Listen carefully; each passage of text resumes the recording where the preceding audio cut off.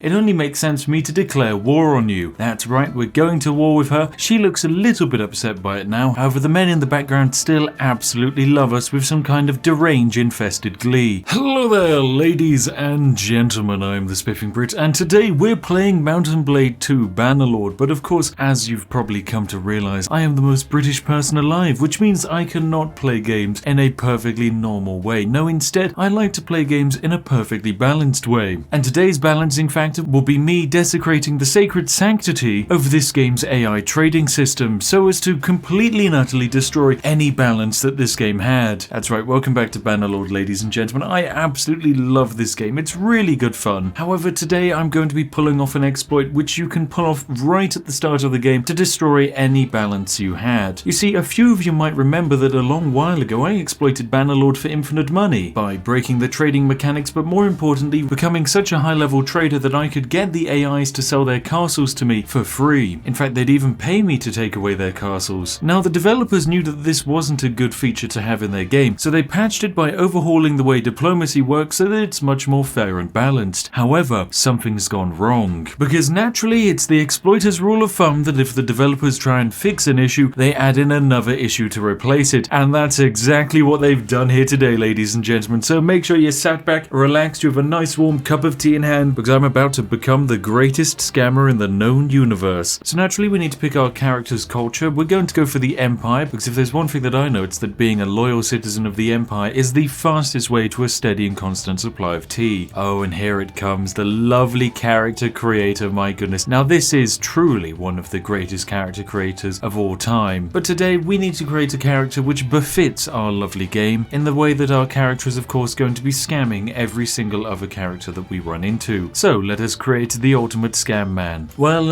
instead of actually creating a human being, I've just created Jerry the Goblin, it would seem. Now, Jerry the Goblin is, unlike everyone else in the world of Calradia, not a human being, and is in fact a conniving gnoblin whose one purpose in life is to generate as much wealth as possible by scamming everyone. The best thing about Jerry is that he's a master of deception, so even though outwardly he appears to be relatively human, he is in fact very much not human. Oh my goodness, I just love the fact that the game tries to render what your family looks like. Yep, there's Jerry's dad. Now, of course, Jerry's family were urban merchants who were great at making money. When Jerry was just a wee baby goblin, he was very good when it came to his way with people. He spent most of his childhood in the markets, getting nice and social and very good at charming people. And then in his youth, he stood with the garrisons as a defensive person. In his adulthood, of course, he was very famed for treating people well. Everyone loves him. And then when it came to running away from the bandit camp which just captured us, Jerry the Goblin personally organized a breakout, meaning we're going to be entering into the world of Calradia with the most points in social that I could actually manage. So there we have it, we're playing as Jerry the Goblin. Now, of course, when it comes to difficulty, we'll be setting everything to the highest difficulty possible, and let's throw ourselves into this wonderful world. Now, Jerry is going to start out the game with literally nothing in a very difficult world where he will struggle to survive, let alone even lead men into battle. Now, here's Jerry's brother, apparently Nephanos, evidently didn't follow the goblin naming scheme. Now what we're going to do is just basically tell him that we're not going to do the tutorial. We have no need to do the tutorial because when you have exploits, why would you need to follow the main storyline of the game? You can just do whatever you like. Now we of course have to select our family name, which is going to be the family name of Goblin, and when it comes to our flag standards, we will of course go for this very unique shape here. No, it is meant to look like a shield, but really it just looks like you've put a bum on a flag. So yeah, we're just going to put a bum on a flag and people are going to love it. There we go, pink bum on a flag. That's what our men will be charging into battle behind. Although actually I say that, this is going to be entirely a pacifist run, because who needs to actually do combat in this game? Now we start out the game with so much charm in fact that we're at level 50 charm, meaning we can pick up a few bonuses. Number one, we can pick up diplomacy, meaning we have an increased ability when it comes to bartering, and at the same time we'll gain show your scars so that we gain increased renown from battles. Now our party literally just consists of Jerry and nothing else, and with our 1000 gold, some would say that we're not in exactly a perfect place to prosper. However, everything's about to change, because right here is Temian. Now Temian is a local lord. I've no idea what he owns, but I guess we can find out. Okay, Temian actually owns no land. He is simply just a random vassal lord running around with men. Now Temian is very special because he is a noble who we can have interactions with. He's a representative of the Southern Empire, meaning attacking Temian is the same as attacking the Southern Empire. Now Temian doesn't know us of course, so we have a neutral relation with him of just a simple +2, and now he apologizes by of course not allowing us to come too close because he doesn't know who we are. Now of course we'll be saying to him that they know me as Jerry, mark it down, you'll be hearing of it a lot because we are going to become very famous. Now Temian here leads an army of about 90 men. We lead an army of a single Jerry. In terms of actual combat, if we were to have these two armies fight, there's quite a high chance that I probably couldn't solo 90 men at once. However, it turns out that the AI doesn't think that way, as what we're going to do is do something absolutely incredible. We're going to go to Temian here and say, hey, there's something I'd like to discuss with you. He says, what do we have to say? Now what we're going to say to Temian is actually that we're here to deliver our demands. He's going to say, what do you want? And we're going to say, I offer you one chance to surrender or die. Now Temian here is of course asking if we're mad because we're of course not his enemy, and we're going to say, yes, I repeat, yield or fight. This is very interesting because it means in the bottom left you can see the Regia here has just declared war on the Goblin, whatever that means. And Temian here says, okay, so we fight then. This brings us to the menu where Jerry, with his one man, attacks the 81 strong party of Temian's army consisting of 8 cavalry, 42 infantry and 31 ranged units. Now we have two options, to attack or to leave. Because we are the offensive force here, we do get the opportunity to leave, and so that's what we're going to do. So we're now at war with the Southern Empire. The game is effectively over. We are one man walking around the countryside who will be immediately ganked by faster moving units of cavalry at any moment. And so we must do what any logical leader of the Goblin family would do, and that is sue for peace. So we're going to talk to Temian here. He's going to say, Jerry, of course. So then, what is it? Now we're going to say that there's something I'd like to discuss. We have of course piqued his interest. What do we have to say? Well, I'm going to propose that our two realms should make peace. Now immediately you'll notice we have Temian in the top left with his net worth of 14,000 gold, me in the top right with my net worth of 1,000 gold and a lovely pair of cheeks, and because of our incredibly good diplomacy skill, but also because the AI is busted, they are willing to accept the offer of making peace with the faction of goblins, simply because they don't want to fight goblins. I mean, who would? However, what's interesting is Jerry, with his vast power of just him and 1,000 gold, is apparently a great threat to the Southern Empire. So not only is the Southern Empire willing to make peace, they're also willing to make peace and give me some money. How much money in fact? Well, it turns out Temian here is willing to give me all of his gold so that I make peace with the Southern Empire. We can also ask for all of his horses. In fact, we'll just clear out his entire inventory and all of his gold just so that he can make peace with our exceedingly threatening force of one single man. So let's offer him this great deal. And lo and behold, he's not only going to accept, our relationship with him is going to increase because of how generous we've been. So there we have it. We now have a +5 relation with Temian here. And what I'm going to do is actually also immediately then submit our demands of asking him to surrender or die, saying that he is now meant to submit to us. This of course means we once again go to war with the Southern Empire. We will then leave the combat, click on him once more, say that we have something to discuss and make peace again. This time, however, he's going to accept the offer of making peace, and because it's such a generous offer, because Jerry is so overwhelmingly powerful, this is going to increase our relationship with him to 9. That's right, Temian here is slowly starting to like Jerry. This is interesting because to Temian, Jerry is one single peasant man running around who no one takes seriously. He has nothing of value, comes from nothing, and really shouldn't be taken seriously. And yet Temian is so scared, Temian will give all of his gold to Jerry, all of his horses as well, and then think that Jerry has been so generous in the offer that Temian will actually start feeling like he is friends with Jerry. This is very interesting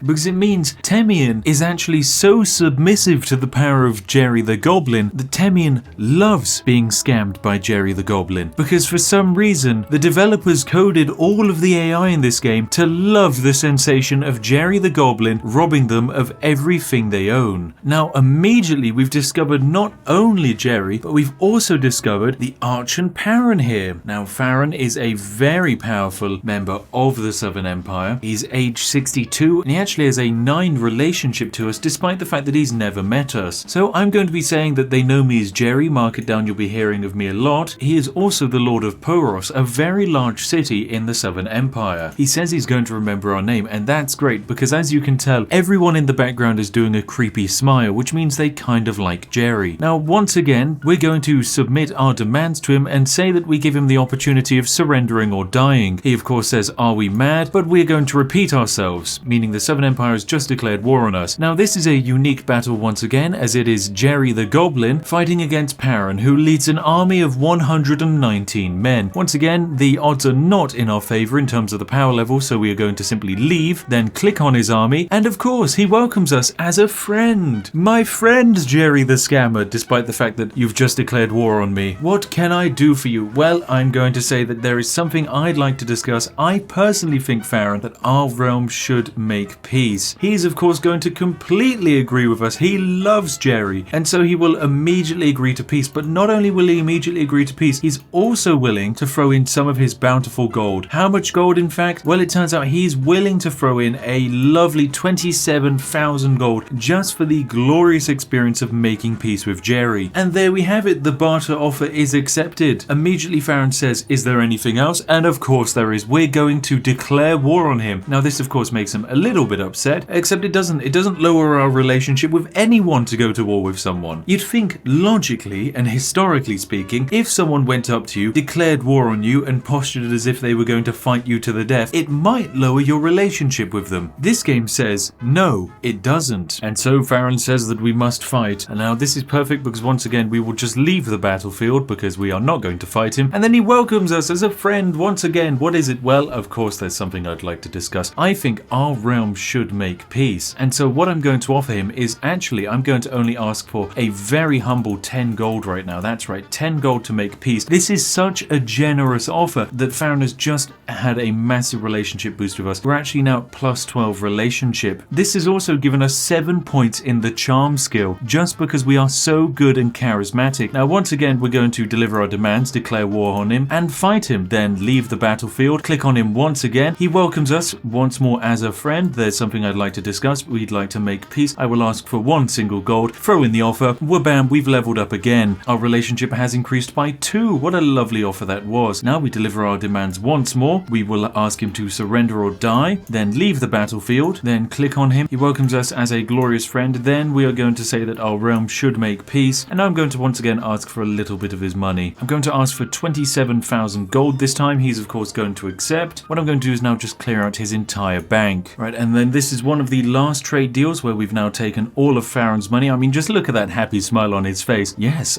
this one single peasant with no background is going to make peace with the Southern Empire. This is worth all of my money. Yes, I will give him over 100,000 gold and all of my horses just so that I can give my great friend over here, the physical Jerry Goblin, his rightful peace with the Empire, only for him to then immediately declare war on me, back on out, posture up to go to war, then have a conversation with me. Anyway, let's make peace. This time I'm just going to take all of his horses. Offer what a brilliant deal. That's going to increase our relationship even further. We're now at plus 16 relationship with this lovely man. Anyway, I want to see just how high I can take our relationship because I feel like we have a very personal thing going with Farron here. So let's just peace on out for none of his money because he has none. And once again, that does improve our relationship with him. My goodness, I'm such a charmer, aren't I? I'm actually going to leave now and let Farron go on his way because I'm going to go and spend some of this 116,000 gold that I now have. I think it probably makes sense if I buy a whole bunch of grain just to keep Jerry going until the end of days. Equally, I'm going to give him a lovely little red dress so that hopefully we're going to be able to seduce anyone else who gets in our way. A very aggressive military neck guard. I mean, it actually looks like he's now wearing a military suit rather than a fancy red dress. And most importantly, a little leather cap for his little goblin head. There we go. Absolutely perfect. Now, the only troops that I particularly want to buy are the troops from taverns because they're generally slightly higher level than peasants and I don't actually need peasants. Anyway, great news. Declaration of peace between the Goblin and the Southern Empire. So what we're going to do is make our way over to the next city of Vostrum, where hopefully the Goblin is going to be able to find a few more mercenaries to recruit. There we go. We'll buy 3 hired blades for 2,400 gold. These are some relatively nice units. Check out some of this. These guys aren't necessarily going to immediately crumple in a fight. I'm sure they cost a whole bunch of money per day to upkeep, but honestly, money is the least of our problems. Welcome back, ladies and gentlemen. As you can tell,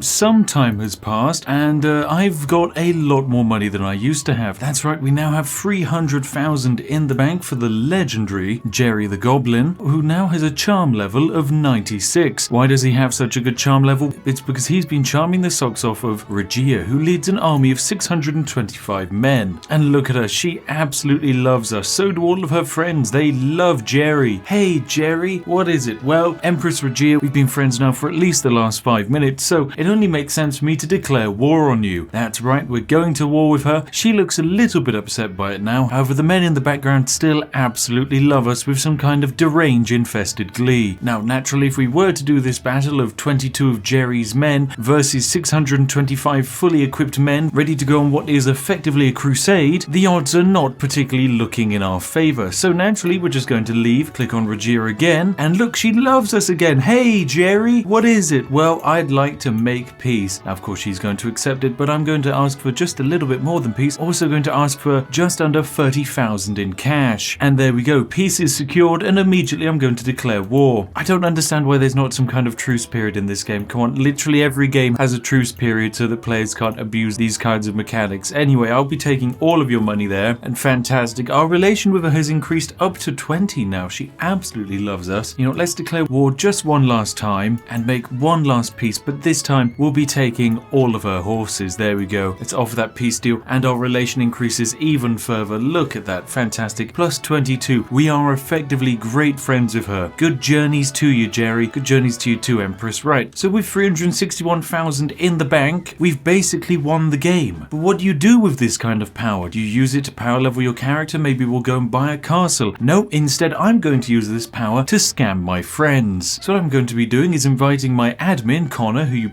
probably recognize from various other videos where I've abused our friendship, to do a challenge with me in Mount and Blade Bannerlord. Now Connor has played this game a lot, meaning he probably believes he has an edge in this challenge. For the challenge will be to be the first person to make 100,000 gold. Connor will probably believe that it's going to take several hours to make 100,000 gold in Mount and Blade Bannerlord, so he's probably going to be prepping for a very long challenge. Little does he know, I'll be finishing it in about 5 minutes. So all that's left is for me to con one of my few remaining friends and then absolutely smash him to pieces in this completely perfectly balanced challenge. Let's go break the good news to him. Welcome back, ladies and gentlemen. I've now picked up my handy lovely companion Connor Brow here, who is ready to play against me in Mount and Blade 2 Bannerlord. Now Connor is actually an expert when it comes to this game. He has a huge amount of hours sunk into it, and he is definitely a worthy opponent for this challenge. The premise is simple. First one between us to generate 100,000 gold immediately wins. I'm pretty sure it would normally take a player around about 2 hours maybe, or 3 hours to actually pull this off. So Connor, I hear you're truly prepped for the long haul that this challenge might be. I'm just limbering up. There you go, you got to get your stretches in. Don't want to get RSI in your hands from all the frantic clicking you'll be doing. So Connor, what culture do you think you're going to be picking today? I mean, there's certainly a few different options here which might help you make 100,000 gold faster than me. I think I'm going to choose the Acerite. I mean, that's a solid choice considering the trade penalty decrease there. You're going to be making a bit more money from trading. Is that how you think you're going to be becoming a big money man? Yes, trade is the way to winning. Spoken exactly like a boomer, because I'm going to be playing a Botanian who specializes in speedy movement through the forest, which are very important, trust me, for what I'm about to do. Anyway, we're going to just quickly design our characters. I'm just going to whack randomize a few times, get rid of default Shrek looking here. Alright, there we go, I'm good to go. Enter my character's name, or I'll just randomize that. Actually, no, I won't. I'll name my character Scrubnub. So here we are. We're both in the exact same starting position with the exact same 1,000 gold in our reserve, with one simple task. Make 100,000 before the other person. Now, because I feel so confident in my own strategy, Connor, I'm going to be giving you an advantage. I'm going to be giving you a full 2 minutes head start. There you go. That's going to make, I don't know, a big difference, probably. So congratulations. You can unpause and now go about your money making. So good luck with that. A few moments later. Right. So how are your escapades going at the moment? Are you feeling confident? Because you've almost hit that 2 minute mark where I'm able to actually release myself and immediately start trying to beat you. I'm on my way. Good. You're getting your first trades off. Are you going to go for like olives? Because that's a very standard opening move for money making, to trade olives back and forth. I mean, I'm using all the well-known techniques. Right, now I've checked my clock. That's 2 minutes for you, so I'm going to get moving. There's one slight issue for you, which is that immediately one of the NPCs has walked into my path. So I'm just going to do a quick transaction and trade with them. So you're a few minutes into the campaign. Have you declared war yet? I mean, of course, you must be yielding a large army, I'm sure. Of course. Yeah. How large is your army? I'm sure it's mighty and strong. Of course. Good. I've just made my first 10,000 actually. I made it trading crypto, Spiff coins actually on the marketplace is how I've done it. Yeah, it's Your Bitcoin. me and my bitcoins. My Spiff coins, completely legally distinct. I'd like to point out. Of course. I believe you 100%. You'd never exploit anything. I've just doubled my money again. I'm almost up to 30k. This is what you get when you invest in Spiff coin. I've got to be honest. Damn it. Are you getting killed by looters immediately? Yes. Oh, you melon. You've beansed it. This will really set you back. Oh, no. Almost halfway there, personally. So, how do you feel that I'm making so much money so quickly? I feel like you must be cheating. That's not true. That's not true. I wouldn't cheat. It's not like it's something you're known for. I'm not saying it's in character. Exactly. I'm just saying I'm feeling a bit hard done by right now. What do you mean? It's not like we bet any money on this, excluding the 14 Bitcoin that we bet before this challenge. So I think it's fine. Absolutely fine. Oh, I just died. I'm out of pocket. You just died. Objectively, I'd like to point out that Connor is actually better at this game than me, has more time in this game, and will absolutely hand my ass to me if I play multiplayer against him. But he has just died to level 1 looters. Oh my god. I got my olives though. You got the olives. I got my olives. That's all that matters. Some Waitrose olives is all you need in life. Oh my god. I've almost made my necessary money. Doing quite well, actually. Oh my god, I'm up to 75k. Okay, there's an essence of RNG here that I'd like to say is out of my hands. Was it RNG? Do you feel that RNG was the main thing holding you back here? It was entirely. It was nothing to do with skill. Nothing to do with skill or prior planning, actually. So over the time that we've been talking, I've actually gone to war 8 times and pieced out in that same time. I've been having lots of micro wars. How is that even possible? It's a great question. Great question. I'm just such a smooth talking diplomat, except my character has basically no charm. They're about as charming as a polished potato or someone from Wales. That might offend some people. That might offend some people. Right, I'm at 99,000, so final time. There we go. Just make an extra bit of cash. I've made 112,000. Stop the clock. We've done it. I don't know how long that took me. If we could actually have a time on screen of how long that took me. I'm still technically on the end of day 1. The sun hasn't even fully set on the first day of this game, and I've made 100,000. Oh my god. God, what an experience. I do actually feel a bit sorry for scamming you in this situation, Connor, so I'm going to make it up for you, and I'm going to allow the audience to solve 2 birds with 1 stone for me. So bearing in mind that you've been such a great friend and a fantastic person for me to bully with exploits for all these years, I'm going to be allowing the YouTube comment section to decide what I should get you for Christmas. Genuinely, comment whatever you like, and the most upvoted thing I will buy for Connor and give it to him for Christmas, and he can send it to me over Twitter and I can show you all what you ended up buying Connor for Christmas, or what we ended up buying Connor for Christmas. So yes, just have an absolute field day in the comment section with that. Oh god. Get me something good, please. Yeah.